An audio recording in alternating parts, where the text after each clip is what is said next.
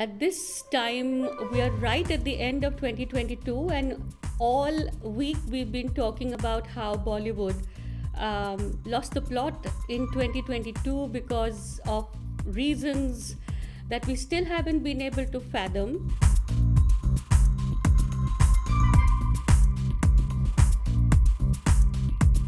The audiences turned their back on star heavy movies, which were heavy on formula, which had like zero interest for everyone, and veered towards a try of film from the south, which sort of was larger than life, or event movies, were spectacle films, which people who had been stuck in their homes during COVID wanted those kinds of films. So Bollywood got stuck between, doing things that they thought the audience would want, and it was very clearly what the audience didn't want. On the other hand, in the web series, The Firmament, I think Indian creators did much, much better. In fact, the same problems that occurred in the movies also happened in the OTT firmament as well, because the films, the series that were sort of hemmed by stars just did not make the cut. It was the others where the story was paramount, where the writing was brilliant, and the story didn't kind of revolve around starry sort of foibles or starry, the kind of things that people want to see stars do. They did really, really well. So here we go with our list of, or rather, my list of the best OTT that I saw on Indian, on the Indian platforms this year. So I will go, and they're really in no kind of order, except for the fact that I was looking at them when they came out. So I guess we will start first with Sural, which was Pushkar and Gayatri's atmospheric crime thriller, which was shot in the Nilgiris in the south, and the primary language that the characters speak is Tamil, which there's subtitles at hand, so we all get sucked into not just the story but the place. And I think the combination of the place and the time that the creators bring to this web series really makes it worth our while. A 15-year-old girl has gone missing. So who could it be who's behind this thing that has happened? Is it a father? Is it a factory owner? Is it the factory owner's son? Or is it somebody else? Pushkar and Gayatri, they create a very sort of a suspenseful atmosphere where we are looking for the real culprit, but there are so many red herrings, and as we watch, old sins come tumbling out, and they kind of combine with what is happening in front of us, and it is a very satisfying denouement. How new can you make a third season when you're working with the same characters and the same location and pretty much the same kinds of things? Gullak Part 3, it rises magnificently to that challenge and makes us, sort of circle back to these characters that we had fallen in love with in Part 1 and 2.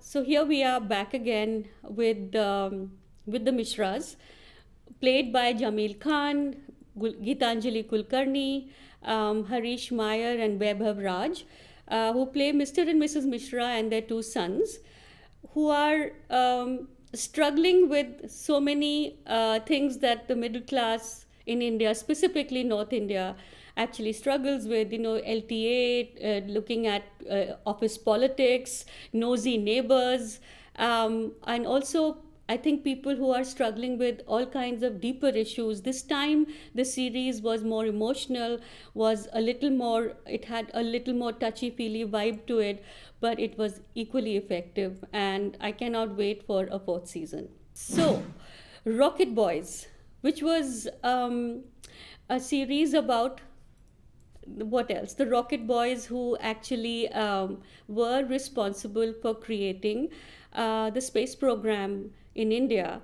And what is remarkable about this story is is what is remarkable about these two men, Homi J. Bhabha and Vikram Sarabhai, who actually got together when in a very when the country was very new. In fact, in this series we are shown 1947, the August day in which India became a nation. It was a new nation. It was a country where things were still being put into place, where the pieces were being cobbled together, and here were these two men who were already aiming for the stars.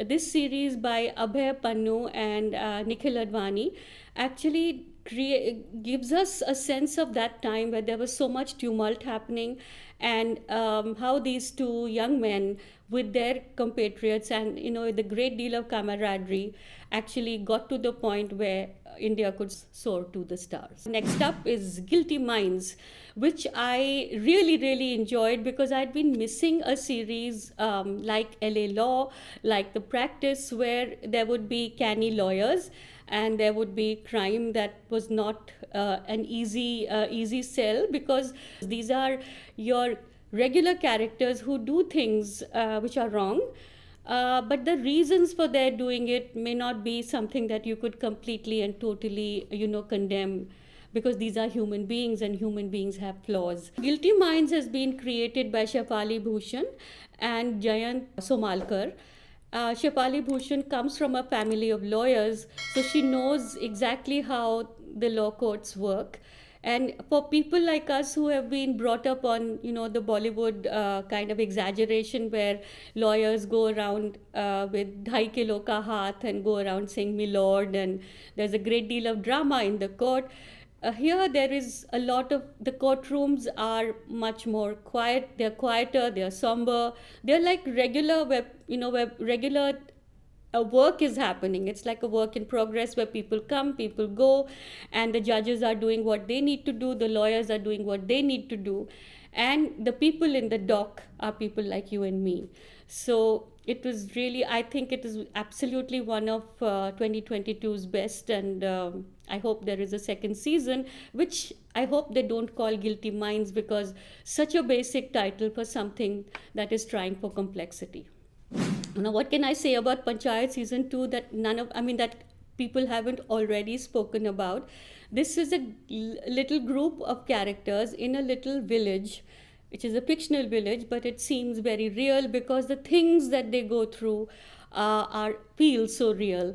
So there is Sachib ji, who has come into the village, who tries to fix the problems of the village.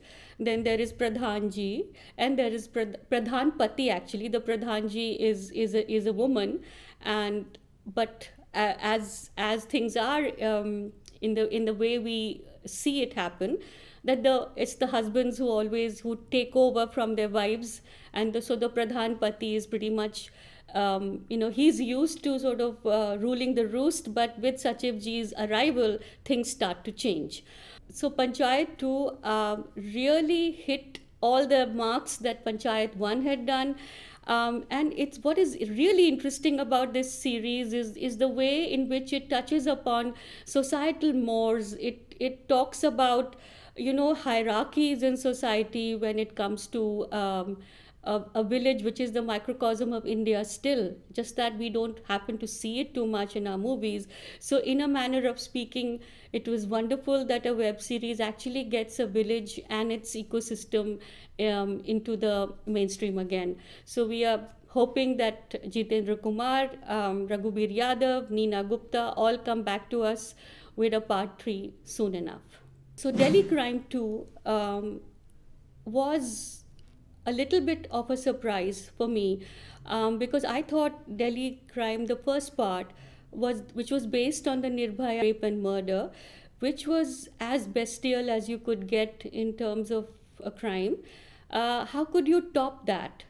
But part two, which in which we find we are reunited with the policemen, with the police women and police people that we found in part one, which were played by Shafali Shah, by Rasika Duggal, by Rajesh Telang, and Adil Hussain, are back, and they are policing the streets of Delhi again. And this time the crime is the murder, is brutal murders of elderly couples in South Delhi.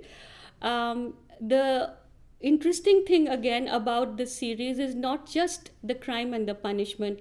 It's about the series delving into real life problems that most people follow or fall into. They fall into things that are not exactly right, and what happens with people who then commit these crimes.